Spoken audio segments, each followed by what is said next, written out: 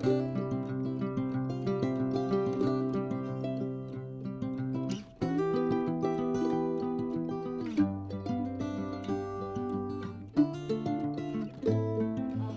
slow.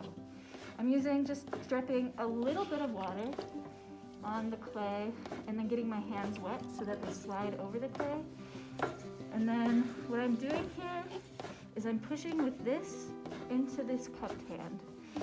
So I'm pushing this clay into that cupped hand, and I'm doing what's called coning up, which kind of helps you center this, and then pushing back down with the meat of this hand right there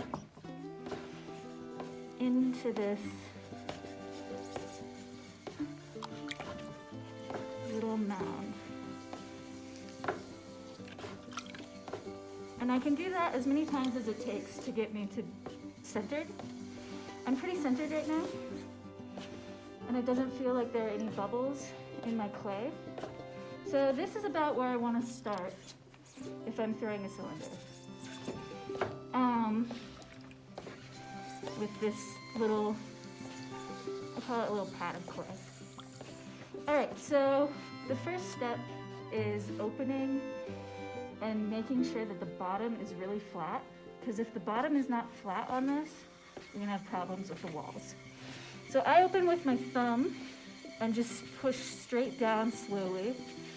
And what I'm doing here is I'm locking in both my hands because that will give me stability. And you can also anchor right here on your legs. So I opened a hole, and now I'm gonna slowly pull the bottom with these fingers toward me. And I'm keeping this fairly wet, but not too wet.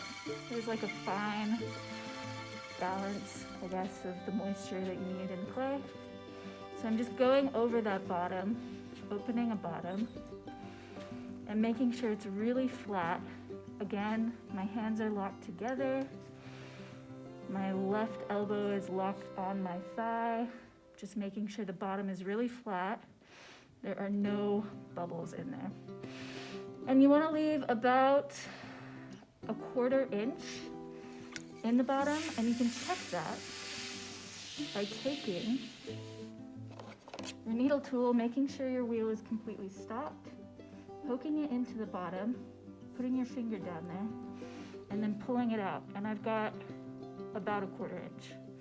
So up in more of a like cone shape rather than straight up, because with centrifugal force on the wheel head, your walls are always going to want to go out.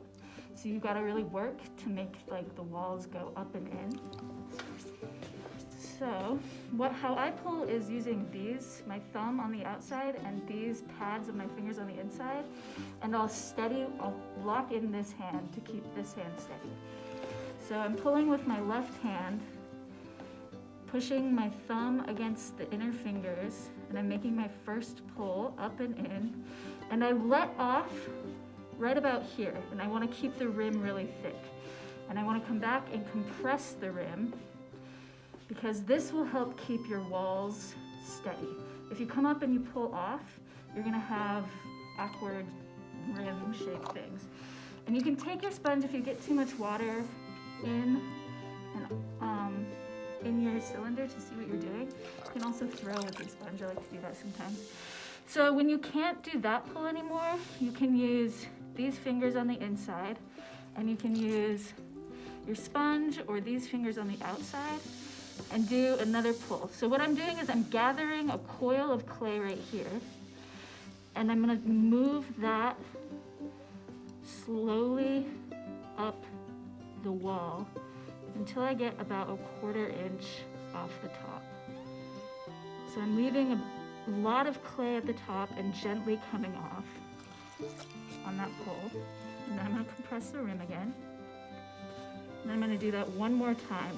So I'm gathering clay down here against my fingers on the inside, and I'm pulling it up and in really slowly and smoothly.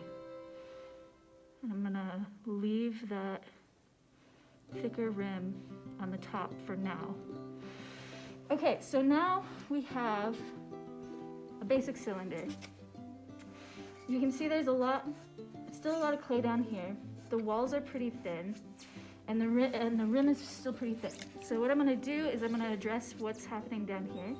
You can either try to pull that up again, or you can just cut it off, which is easier. So I'm gonna pull it up though. I'm gonna, again, come down here. I'm pushing pretty aggressively with my sponge down there, and a little came off anyway.